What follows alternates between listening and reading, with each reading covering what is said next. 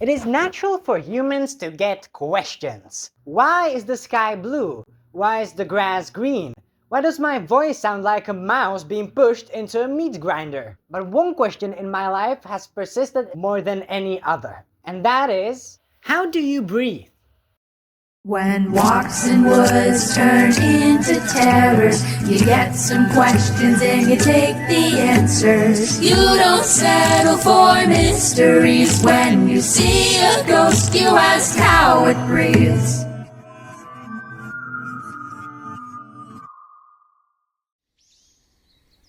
So how does a teenage hermit just happen to find a perfectly suitable cabin to live in the middle of the woods? Well, to tell you the honest truth, it isn't my cabin to begin with. This is the Vertingham forest behind me, and right next to it is Claytown, the second largest town in the Admirian Republic. What we lack in relevance today, we make up for with our history. You see, the Vertingham forest was named after Henry Vertingham, one of the most famous paranormal investigators of the 20th century. Well, he wasn't born in Claytown, but in the capital of Admiria, which is Arkham City. He still has a lot of history here, because the cabin that I live in was his originally, and he spent years of his life studying there alongside his wife. While Admiria used to be a place with a huge esoteric culture, that did change in the late 1940s by the end of Henry's life. Because a big cultural shift happened that shunned basically anything that has to do with the paranormal. So what happened? Well, I could go on a total Wikipedia research dive and find that out. But I thought, why not summon the ghost of Henry Vertingham and ask the man himself? You know, I once heard from this really strange person that you're not supposed to blink around these. Not sure what that's about.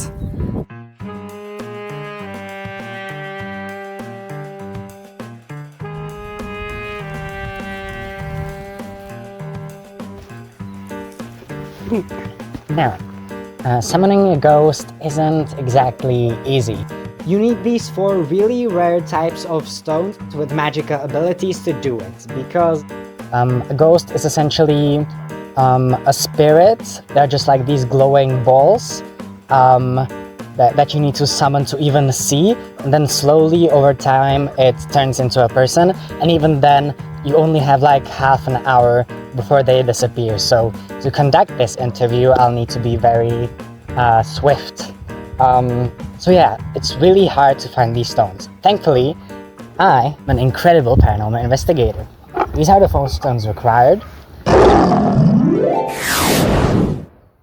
And I now must do this for 10 straight minutes. It's not fun to summon ghosts, but you know, it is worth it when I get to talk to the Henry Vertingham. So as I do this ritual for 10 minutes, may I remind you, let me tell you more about Henry. A lot of people theorized why his work was so quickly dismissed, and my theory, the one I most support, is that it was because of a company called Divergence. Divergence is a current company that originated as essentially an anti-cult task force, even financed by the government and the president at the time. Zdravím ľudí Admirie. Vy prinášem o mňa pozornosť, že našu občania sú stali dnes klidu o vratu privytázanej ekonomik. Ale verča, keď spravím, že vhody vládnych vztahu ze divergencií nadváží potrebu pro obvany. Divergence vděky vašej akceptnosti zrůstu daní tu zvládli prekončit novou okolnostovou organizáciu, ukazujíc svoju nestvůrnou hlavec, znebezpečit náš národ. So yeah, what was once an anti-cult task force now is a company that shuns everything paranormal, which isn't fair. I mean, not everything paranormal is, you know, connected to cults and stuff, so I don't know. See, there it is, there it is, there it is. Okay, so basically what I need to do now is follow it, because every spirit finds a sort of home where it decides to materialize into the, human see-through form, the classic that you've seen in movies and shows, and now in my real paranormal investigation. So, let's follow it. Oh, it's going away. Let's be quick.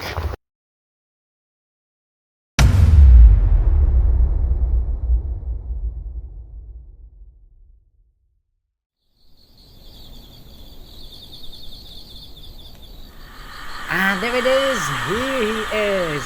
Ladies and gentlemen, welcome Mr. Vertingham. Time for the questions.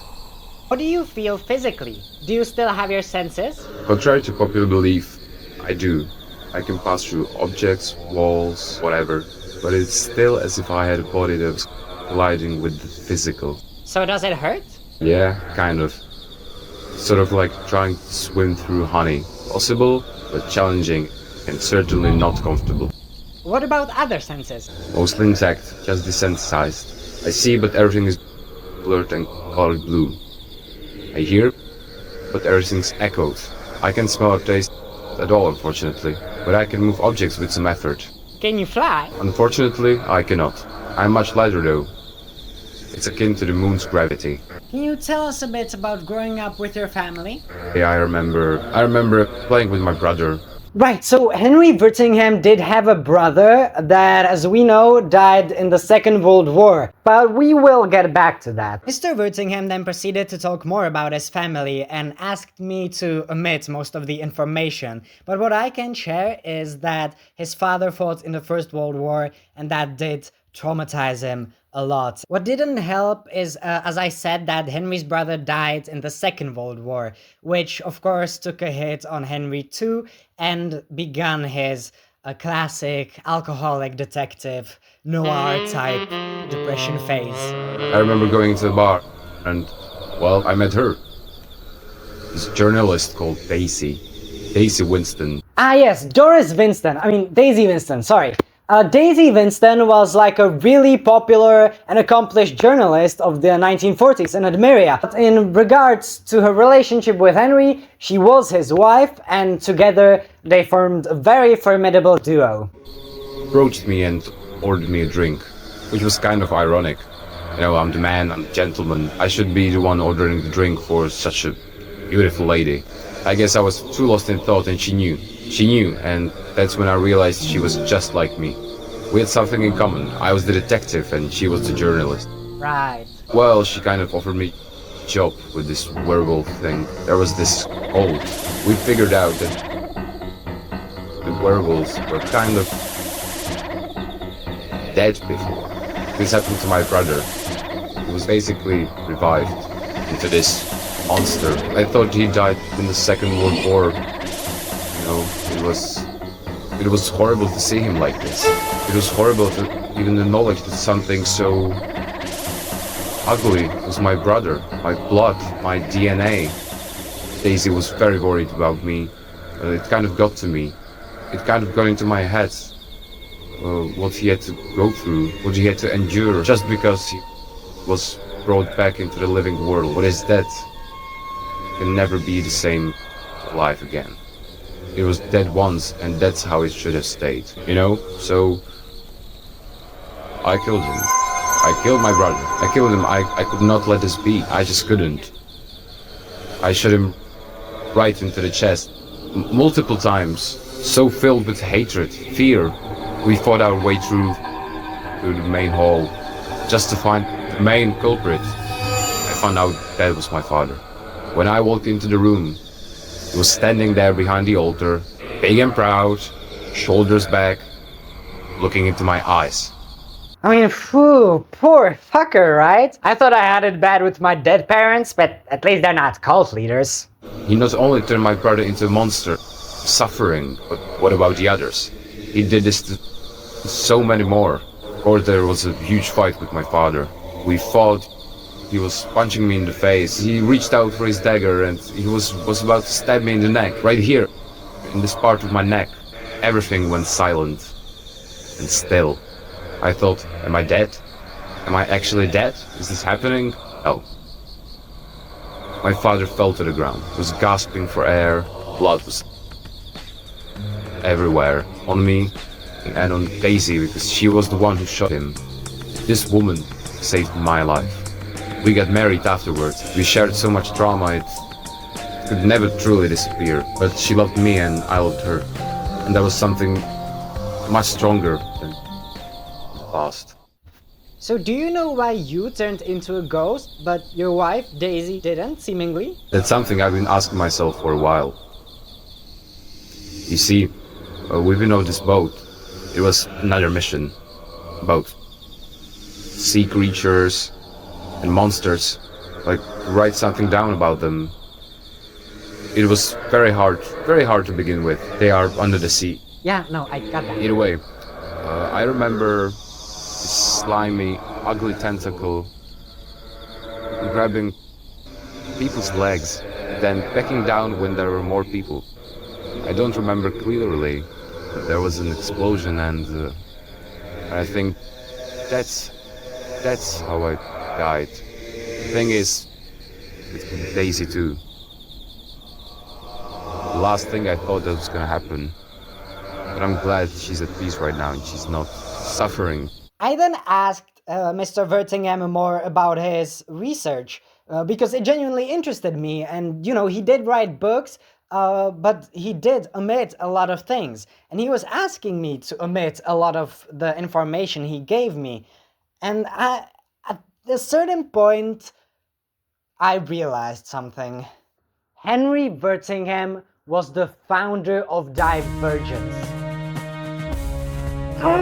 It made so much sense from the information omitting, but also to his general knowledge of the paranormal, which was very extensive. But again, he hid a lot of that knowledge in the name of anti-occultism. Excuse me, this is a deeply personal matter and a personal offense, honestly. I mean, if it wasn't for Divergence today, I could have a job out of paranormal investigation. I could be getting paid for doing what I love. Oh, King Divergence. And do not worry, I did not let that shit slide. I confronted him about it immediately. How can you suppress information that could be vital to the people of Admiria? Hell, to the people of Earth? How can you gatekeep scientific discovery? Well, you feel strong about this, huh? Of course I do. This is serious. You're treating it like a joke. Not. Listen, Miss Drew, I know this is serious. That's the point. I gather that you believe in some great sense of justice, and that others believe in the same thing. That's not how the world works. Don't patronize me. I know the world isn't sunshine and rainbows, but the point is to fight to make it that. You think you will do that by sharing your discoveries with everyone?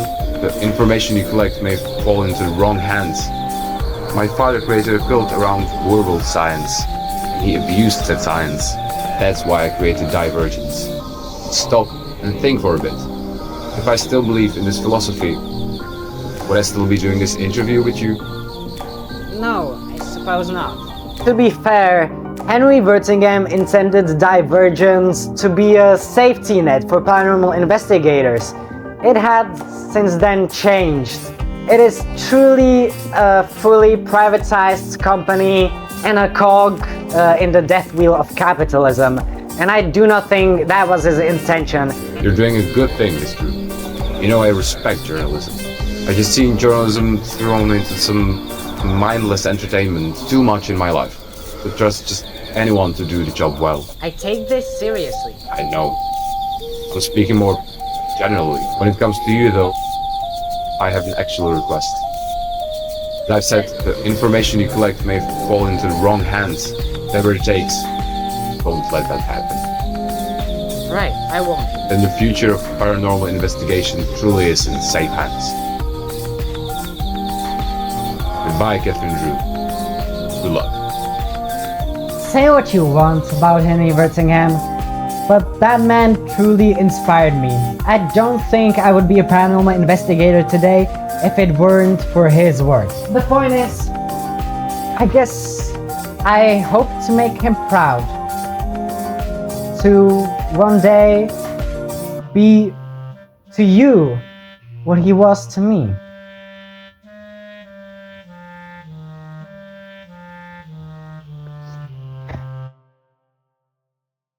When walks in woods turn into terrors, you get some questions and you take the answers. You don't settle for mysteries. When you see a ghost, you ask how it breathes. If you are like this, you